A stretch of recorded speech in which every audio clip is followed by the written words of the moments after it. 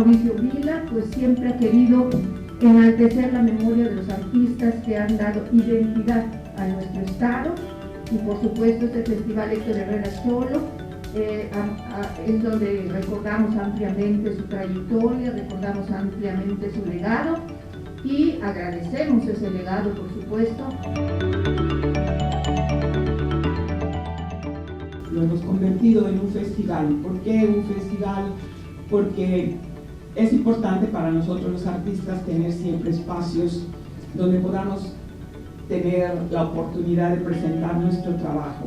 Don Héctor Herrera en su vida siempre dio cabida a todos los artistas y el Teatro Herrera se convirtió en un escaparate para todos los artistas yucatecos.